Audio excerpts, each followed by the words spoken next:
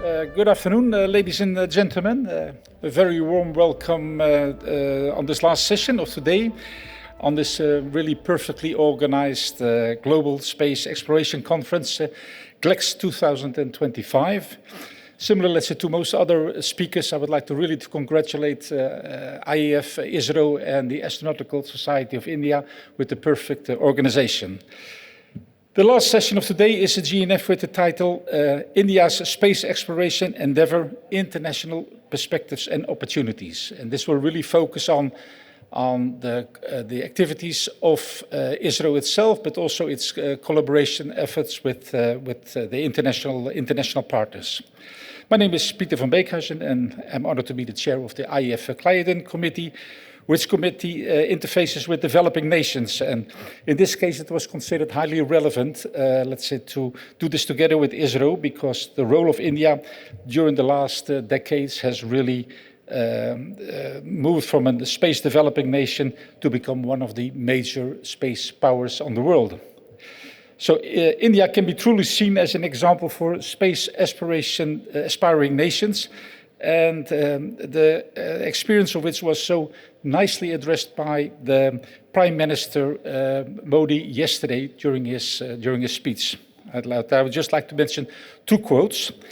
He said, which really stuck in my mind, he said, "For India, space is not a destination, it's a declaration of curiosity, courage, and collective progress." I think, let's say, that was quite a remarkable statement. And the second thing what the Prime Minister Modi said, "Our rockets carry more than just payloads, they carry the dream of 1.4 billion Indians." I think this is truly remarkable, inspiring words by the Prime Minister. The GNF will start with a keynote from Dr. Asso from JAXA. Dr. Asso is the project manager on the LUPEX program, which is the Lunar Polar Exploration project. And it's a very ambitious cooperation project between JAXA and ISRO. And then following this keynote address, we will continue with the panel discussion. And afterwards, I will introduce then the panelists. So, Christian already mentioned the Slido tool. Please use them whenever it's possible. And without further ado, I would like to ask Dr. Asso to come up on stage and to make his keynote address on the LUPEX program. Please, Dr. Asso.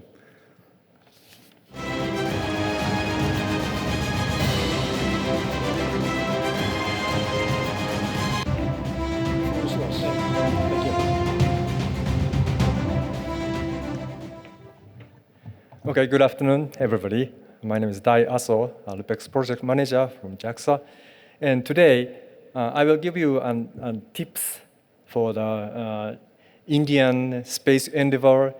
As an example for the endeavor, I will introduce the overview of the LUPEX Chandrayaan 5 LUPEX mission in very brief. So, in order to expand the humans' activity or humans' presence in the solar systems or outer space, and it is essential for sustainable human activities. And in order to do the sustainable human activities, one of the key technology is in situ resource utilization. Otherwise, it is very difficult to sustain the human activities on the moon and Mars or beyond.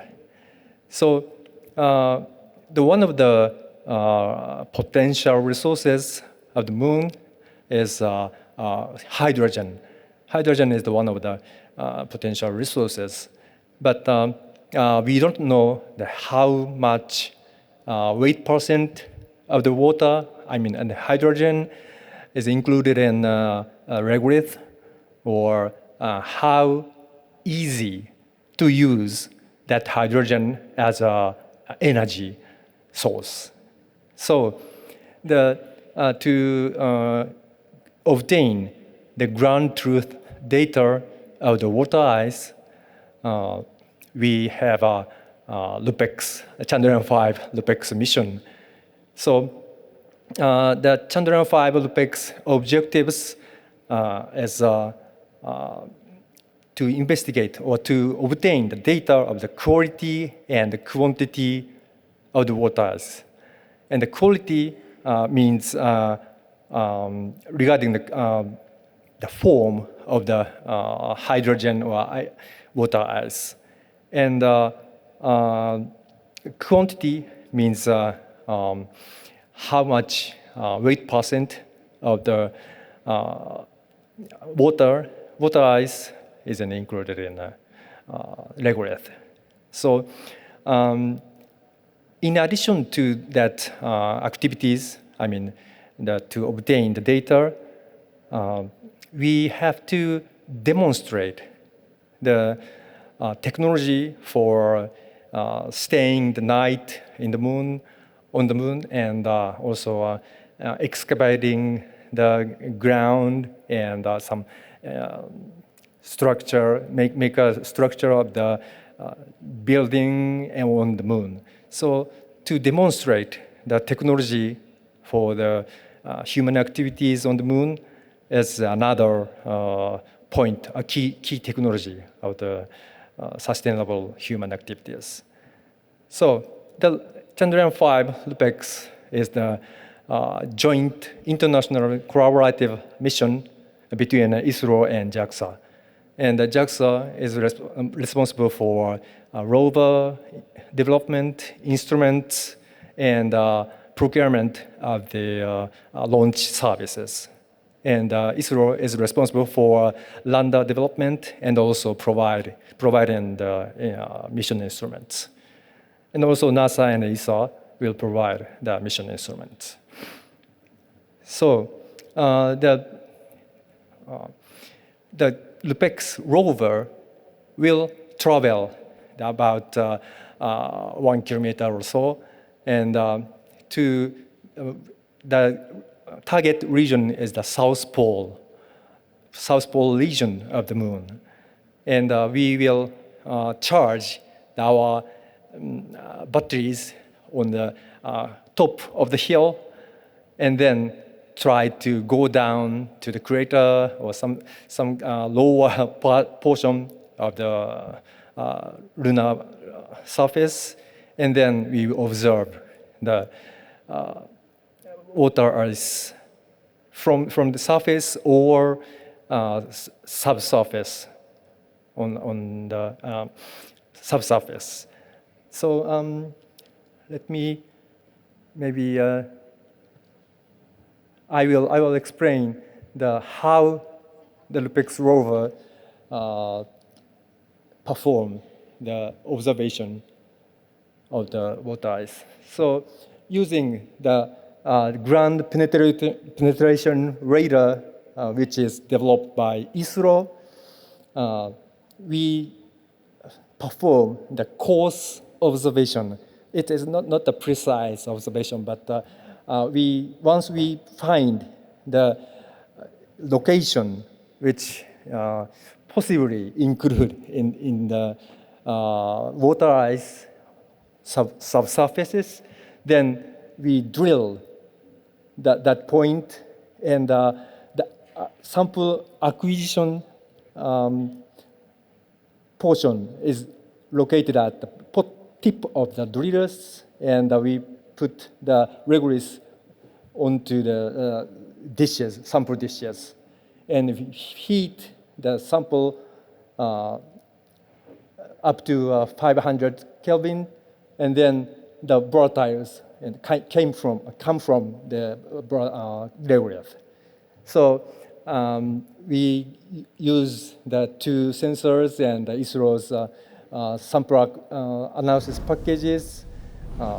We will obtain the data and data about quality and quantity of the water.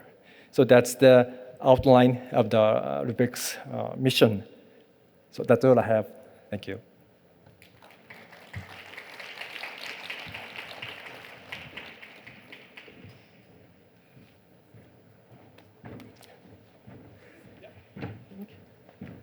Thank you very much. Thank you.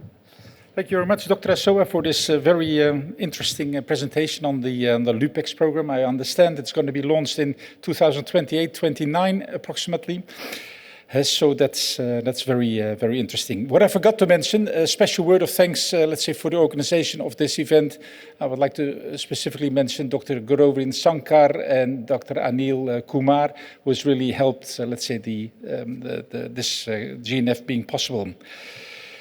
Then we will continue now with the panel, and we've got 4 excellent panelists, and I would like to call them up on stage to start with Dr. Raya Rayan. And Dr. Raya Rayan is a distinguished scientist and presently director of the Satish Dhawan Space Center, Sriharikota, the spaceport of India. He has been responsible for the major upgrades of the launch complex needed to accommodate the increased demand of launches from this spaceport. Then we have Daniel Nooyensvander.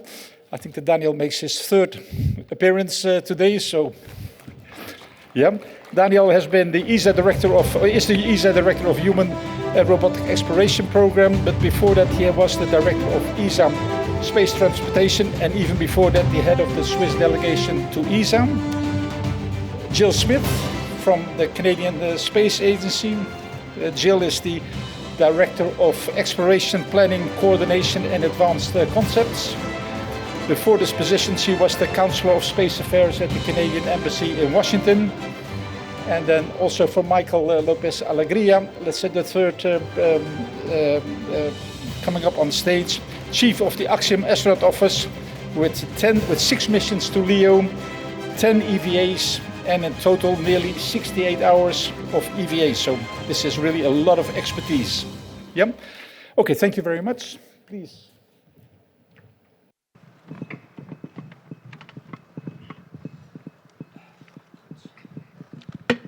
So then we start with Dr. Raya Rayan. Yeah.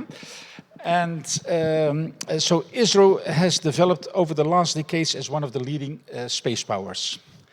And what were the main drivers for the success, and what can developing nations learn from the ISRO approach? I think, let's say that this event is co-organized by Cliodin, and that would be very interesting to have the lessons learned from other developing nations at this stage. Thank you, Dr. Peter, and I welcome all the fellow panelists and all the audiences for this last session of the day. We are talking about some last 60 years of Indian space program. You all know the space program, Indian space program started in 1960s with a humble beginning of Nikki Apache launching at a coastal town in Trivandrum, far south. Today, we have had a soft landing near the south pole of the moon. That's how we have progressed. Throughout this trip, we had a step-by-step program. That's what I used to tell. As our Dr. Vikram Sarabhai, who is the father of Indian space program, has rightly given a direction from the beginning itself that our space program should have application-oriented. We should benefit the society. And that we will be second to none in this, meaning that we are not aiming to compete for the #1 position or anything like that, but the space sector, the domain, the technology should benefit the society overall. So starting with, we also, as we reached this, now we have set a future program with a lot of space explorations and culminating with an Indian landing in the lunar surface by 2040. And that is the vision we have kept now. And as we go, in summary, what we look at is Indian space program, when we developed our capabilities and started with a step-by-step program, that is an incremental steps in each technology. We started with the smaller rockets and smaller satellites. And we learned by the mistakes and the failures that we noticed. We improved upon, we had a lot of learning. And we gave a lot of impetus on developing our own indigenous capabilities, along with some collaborations. As we proceeded further, what we look at, then we started having operational launch vehicles and advanced rocketry. And we gave equal importance to the application areas. So while we developed this, we also achieved more than 200 applications, and that's what we are proud of. Today, as we look at how to develop, once this is over, we look at it, once we had certain maturity, we look at the exploration. You can always see from 2007-8 onwards, we had Chandrayaan 1 orbiting the moon, Chandrayaan 2 having an orbiter and landing, and Chandrayaan 3 we had a soft landing. And we have also had a Mars Orbiter mission. And now we are planning to have a Venus Orbitor mission. And finally, we can space station by 2035 and 2040 moon landing. So in a nutshell, I'll put it like this. ISRO has put it in a step-by-step incremental technology development. And as we develop, we also improve our application areas so that it goes hand in hand, so that the entire space society is able to benefit from these developments. That's what I want. Yep. Thank you very much. Very impressive, let's say. And of course, also, this goes hand in hand with the development of all the launchers needed for this very special program, let's say. And you, as the director of the launch site, that will be quite interesting. Daniel, on Axiom 4, there's going to be an ESA astronaut, the Polish Slavoj, the first Polish astronaut to go to the ISS. From the ESA perspective, are there any specific cooperations between ISRO and ESA on this commercial spaceflight? Yes, thank you, and good afternoon to you again. First of all, let me express really our recognition to India, because I think India marries political leadership and vision, and then also space capabilities, and this is inspiring. Let me put it this way. Now, to go to your question about Axiom 4 and the mission in which we have the Ignis mission, that's the name of Slavoj Sugnansky's mission. It's a commercial mission by Axiom 4, and we'll come back to it, where ESA supports Poland in the implementation of this mission. We have a very concrete first step, and we are very happy to have concrete step, because it's good to have a clear vision. It's even better if you can combine it with concrete short-term results. And this is exactly what we aim at from the European Space Agency with ISRO, to build up a cooperation with short-term, low-hanging fruits, and then building up over the mid-term and longer term, and measuring at each milestone what we really achieved together. On Axiom 4, we have a unique opportunity to have Shuk and Slavoj flying together. We are very happy to implement for ISRO by ESA 2 biology experiments. I think that's a contribution where we have a certain heritage. We have experience from ESA in this, and we happily support our friends from ISRO in that.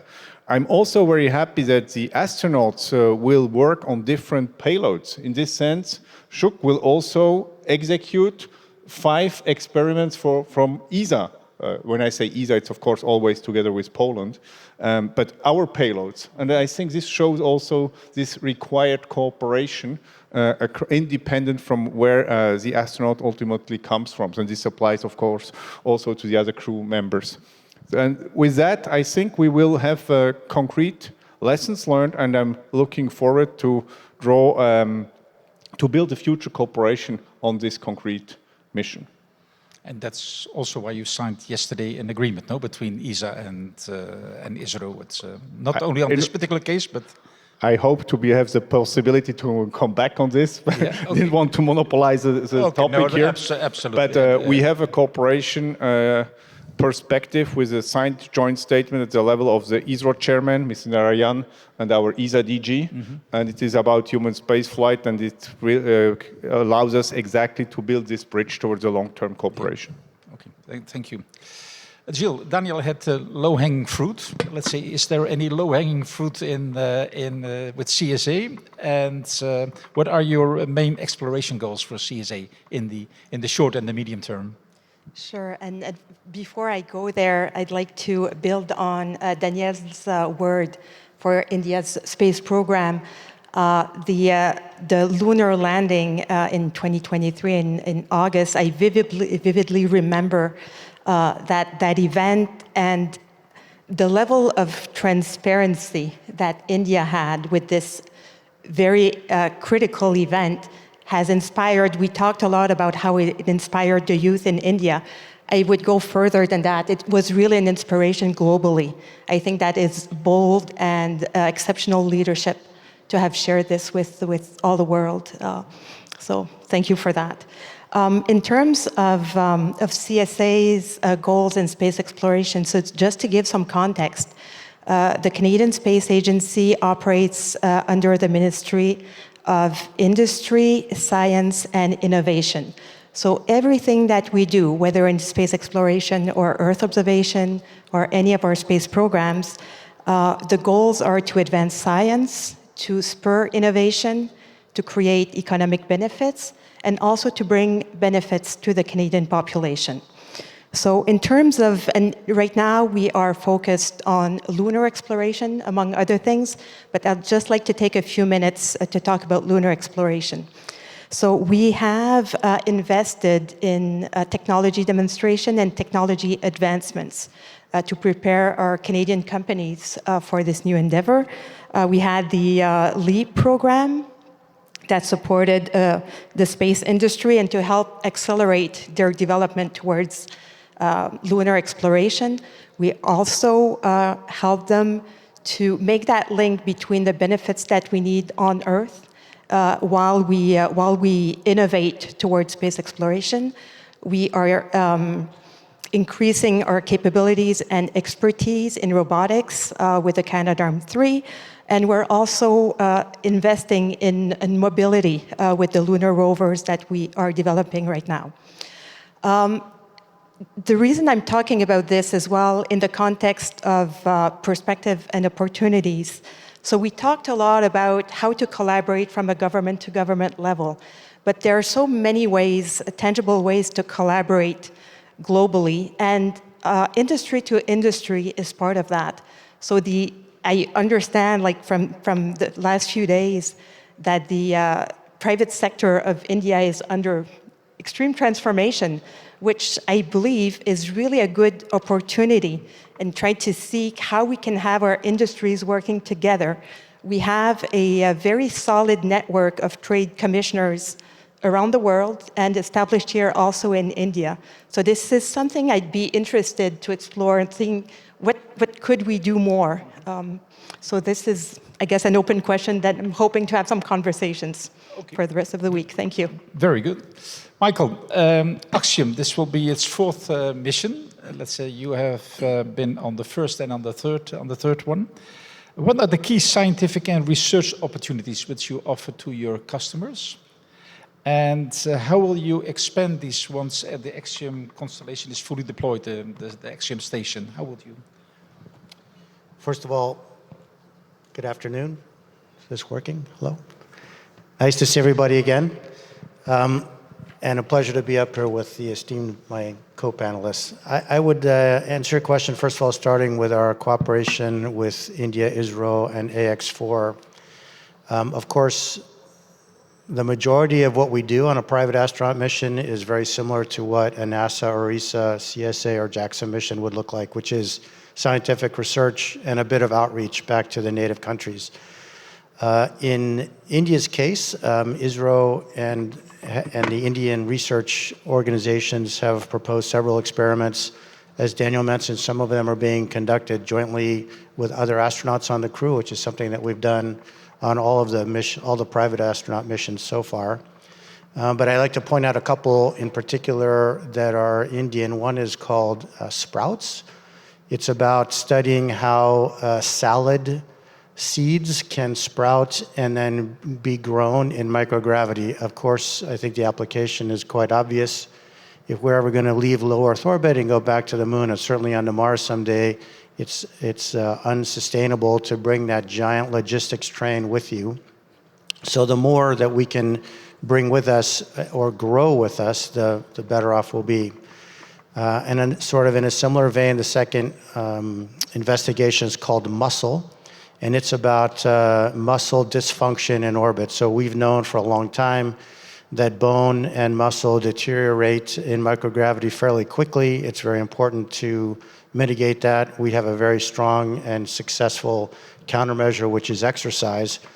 But in a crew member's day on the ISS today, they spend 2.5 hours each day dedicated to exercise, which when you think about how much research you lose when you do that sort of activity, it's not insignificant. And so if we can understand at a more fundamental level what's causing this deterioration, we can obviously improve the efficiency of the workday of the astronauts in orbit, but also it has applications for diseases on Earth like muscular dystrophy and other things. So we're looking forward to seeing the results of those experiments that Indian researchers have brought to AX4. And as far as the Axiom Station, I mean, a couple words come to mind. First is scalability and adaptability. So Axiom Station, like the ISS, will be modular, but it doesn't really have a finite end. We plan to be able to continue to add modules or change modules as the needs see fit, and that is going to be dependent on the customer. So if a company has an aha moment and they can come up with something that they want to manufacture at scale in space for commercial gain, then we can accommodate that sort of thing. Similarly, I think the ISS infrastructure, while innovative for its time, is quite cumbersome. The communication via 1553 standard, which is a military specification, is slow, and it's not slow, but it's very tedious to design around. Today we have Ethernet connectivity that we can rely on, which is proven quite satisfactory for space applications. So this kind of modernization and the ability to evolve with advancing technology is something that Axiom Station will provide. We've seen this now from the Axiom perspective on this on the fourth mission with the Indian astronaut Shukla. How important is this for the ISRO space exploration program and the partnership between Axiom and ISRO, longer term? Yeah. Shubhanshu Shukla is going to be his maiden Indian visit to the ISS, International Space Station, no doubt about it. And we all know that this effort, joint NASA-ISRO joint effort, was actually made possible by our honorable state visit of our Honorable Prime Minister Narendra Modi during June 2023, I think. Yeah. Obviously, this, as I already stated, that we are planning to have our own Bharatiya Antariksh Station, and definitely this mission of Shubhanshu Shukla will aid in understanding the human space mission activities and the human space experiences in a space station.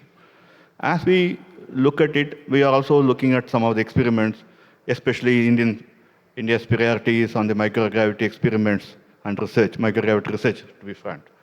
And this will start aiding international activities along in these lines, and also our national research, microgravity research across R&D labs and academia. We are trying to put a full canvas on this. And so as we are planning to have a space station by Bharatiya Antariksh Station by 2035, by 2028, we already have an approval for our first module.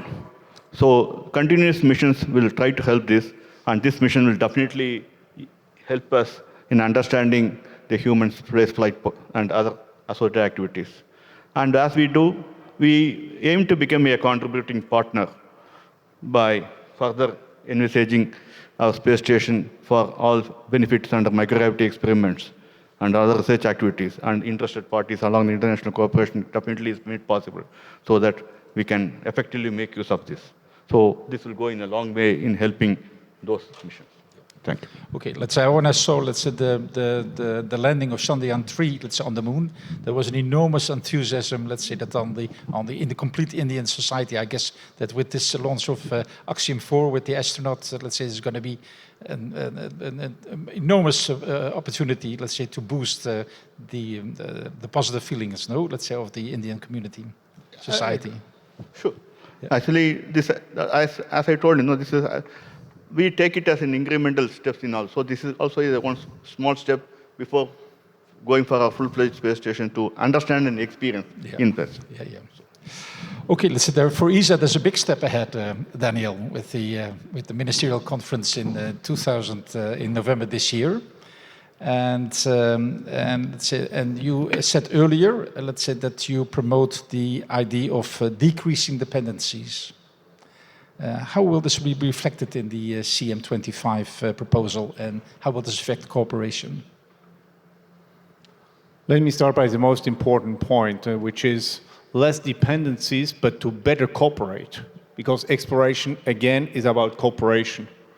As any astronaut flight from which country ever inspires younger generation, exploration is about cooperation. But on the other side, the less dependent you are in some projects, the more robust you are in this cooperation afterward. And this is all what it is about.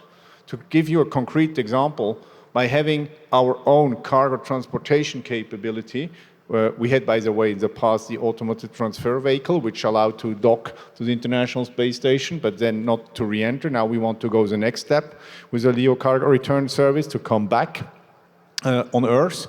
And of course, this is a path which is required. So this strengthens your capabilities, as the Chandrayaan 3 landing for India was a key step also in their robustness in their Indian program. And we have here at each destination, meaning low Earth orbit, Moon and Mars, some concrete projects, and I'm confident that we will get the support from our member states in that. Let me just add one element in terms of cooperation with actors like India. We are not coming from nowhere at ESA. We are used to human spaceflight activities since decades. And I'm totally in line with Michael that today stations will have to evolve to today's actual technologies. But there are also elements which are needed in any station, life support system, for example, but also more basic topics like freezers. European industry does both in a very competitive way. And I'm sure that we can also, at this level, not only the big project, but also in this element, like outfitting a station, a state-of-the-art station, contribute. Great ambitions also on the side of Canada, with the Canadarm3, a large and a small moon rover, a Canadian astronaut on Artemis 2. Tell us a little bit about the project status, Jill. Yes, so we do have some exciting times ahead. So in terms of Canadarm3, we are moving into the development phase right now, moving into phase C and D. Of course, we've talked about this over the last couple of days. We are keeping a close eye on what's going on with the NASA budget. However, we do want to continue to invest in this niche capability that we have in Canada, which is robotics. So we will continue. We have been a reliable and trusted partner because of our robotics for several decades now, and we want to continue in that vein. Jeremy Henson has been training for the Artemis 2 mission to go around the moon. This is, again, going to the moon is an inspiration globally. It's something that we hope will inspire the future generation to go and get the skills to address the challenges that we will face in years from now, as well as we continue space exploration. I'll talk a little bit more on the rovers that we're doing. So there's the small rover, which is called LRM right now, but we're looking for a name. There was a challenge that was launched last year, so the finalist has not been selected yet, but it will have a cool name eventually. But LRM is a technology demonstration. It is a science rover. The other one is the Lunar Utility Rover, so it's called LOVE, which is kind of cool in terms of a name. But that one has operational purposes. It's really designed to be a utility, so utilitarian on the surface of the moon. It will provide critical assistance to operations such as transportation of cargo, logistics, construction duties as well. We are in the early stages for that rover. The results of the phase 0 request for proposal, so the initial contracts, should be awarded sometime very soon. So we will share more about that in the coming weeks. of interest in terms of opportunities for collaboration. So the Lunar Rover is a national program, so we're, of course, a national agency. We're funded with taxpayers' money from Canada. We need to reinvest in large proportion into Canadian companies, but there are several ways to collaborate as well. And as we move away from the traditional International Space Station partnership, which Canada is used to have with NASA, ESA, JAXA, as we move away from that, we need to think about new ways to collaborate and integrate other voices of all the countries that are interested in lunar exploration. We need to talk about standards. We need to talk about interoperability. So those will be extremely important topics to us from a very operational perspective. And finally, as well, before the end of this year, we intend to launch a request for proposal to explore science payloads that could go on our lunar utility vehicle. And that RFP would be open internationally, so that would be also another way to collaborate, really to have the science, because what we want to do is to exploit the most of this vehicle. When it's not performing duties, it has to do science. So we want to do the most of it. Okay. Okay, thank you. Very, very interesting. That will create a lot of interest, I'm sure. Michael, perhaps let's say, for the sake of time, perhaps we can combine a few questions, because you mentioned already, let's say, the different approach for the axiom buildup of the complete station, where you've got the power module, let's say the payload and power module, let's say before, and let's say then gradually build it up. Could you tell us a little bit, let's say, when you expect to be detached from the ISS? And secondly, can you say something about your suit development, your mobility unit? Yes, I can do both. So the PPTM we plan to launch no earlier than 2027. Right now we're targeting Q1. It might be a bit later than that, but certainly within the fiscal year. And it will, as we mentioned before, be berthed to a nadir port on the ISS. And meanwhile, we will launch HAB-1. We expect, and HAB-1 will go into an independent, well, same orbit, but not at the ISS. And then we'll detach PPTM probably sometime in 2028 and attach it. So at that point, we'll have a fully functioning station with ECLS, GNC, power, cooling, everything we need to have up to 4 crew members on board, as well as some research capability. Regarding the suit, so we are quite far along in the development of the suit, both the lunar version and the orbital version. We're in the middle of testing as we speak. We have the ability in our lab at Axiom to do dual suited runs, meaning we have 2 suits pressurized at the same time. In that laboratory, we've done interface tests with one of the lunar rover competitors in the competition that Jill mentioned earlier.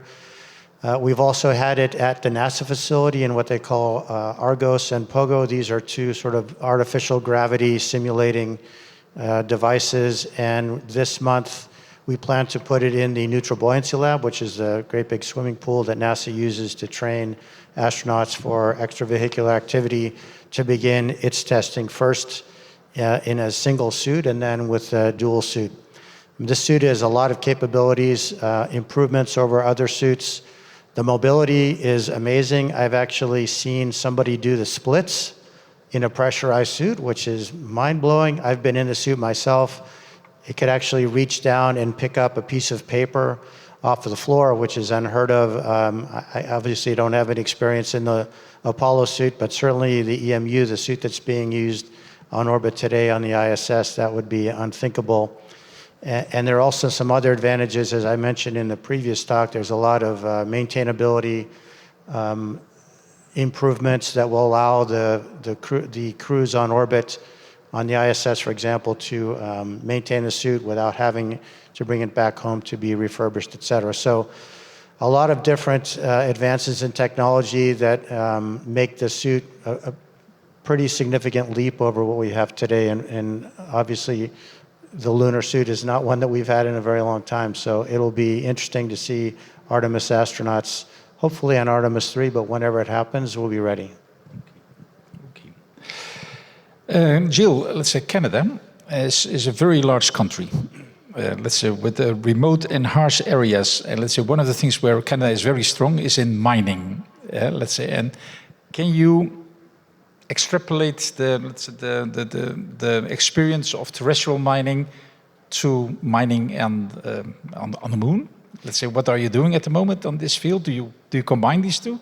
Yes, so we are looking into this, and you're absolutely right. We do have some expertise for terrestrial applications that we absolutely need to tap into for space exploration. Let's not reinvent the wheel. If something exists, let's try to use it for purposes in space. And at the same time, while we do this, the innovation that we will spur from that will also help our terrestrial applications. So right now, we do have an initiative with the Canadian Space Agency and the Department of Industry, Science and Economic Development called Moonshot for Mining, Manufacturing and Minerals.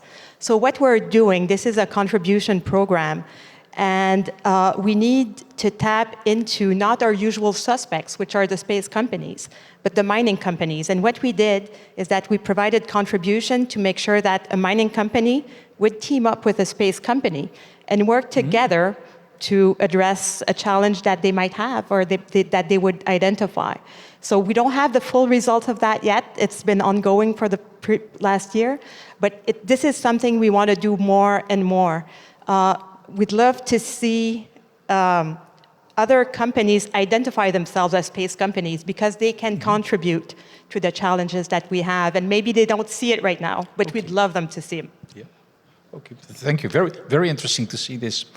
Daniel, let's say a lot of things have been said about the possible cooperation between ESA and ISRO. Let's say yesterday the joint statement was signed by the DG and by the Director General of the President of ISRO. Can you say a little bit, let's say, what this does entail, let's say, as far as future cooperation? The objective is to focus on cooperation on human spaceflight. To keep it very short, India has a great plan with the base station. We consider that we could cooperate in this context. On the one side, by providing some transportation capabilities with our LEO cargo return service. On the other hand, would be great also to fly our European astronauts on such a station. We come with some capabilities from the experience with Columbus and ATV on top of that. So I think there are a number of domains which could be developed. For sure, we shall not limit this to low Earth orbit. We are keen to go above and beyond.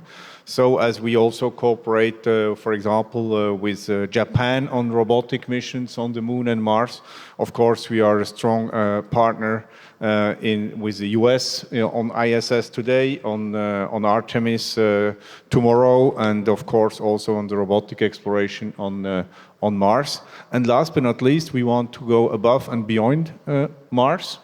We also target asteroid missions, and we are open to cooperation in this context. Okay. Now, the same question could be asked then to ISRO, to Dr. Chandrayaan. Let's say in particular, let's say the build-up of this station. What can you say about international cooperation during the construction? Do you see any role during the construction and during the operation of the station? Yeah, thank you. As all the panelists rightly told, there is definitely international collaborations in space exploration. That's the way to go. There's no doubt about it. As on today, ISRO has got the approval for building its first module for the space station by the 2028 time frame. So we have developed some of the capabilities and we are trying to, but on the way we always had an effective collaborations and utilization with the various space agencies and understanding the merits of each area. But what we look at is how to develop this platform And our first priority is national priorities on the microgravity research experiments and other aspects along with academia. We are also looking for the interested global partners, and mutually we are interested in developing many activities in the space station for the mutually beneficial activities so that it aids both. And by that, we will try to improve the collaboration activities in many of the activities that we can have. And this will be a test bed. Basically, we are planning the space station to be a test bed for application-oriented activities. And further, we understand how to have a long-duration human program, how to conduct a long-duration human program in the space station, not only from LEO, as Peter rightly pointed out, that also beyond Moon, LEO to Moon, and further beyond. So we have to have, incidentally, we are planning a step-by-step incremental activity. That's what ISRO always has tried to do it. And there we will try to take a lot of collaborative approach. There's no doubt about it. Okay, thank you. Let's see, there have been quite a few questions from the audience, but if I look at these questions, I've got the feeling that most of them have already been replied to. So it's I think that we have been very conclusive in that respect, and also given that that we are at the end of our 45 minutes. Unfortunately, because I think it has been very interesting. I would like to thank you very much, and I would like to ask a round of applause, let's say, for the panel. Thank you.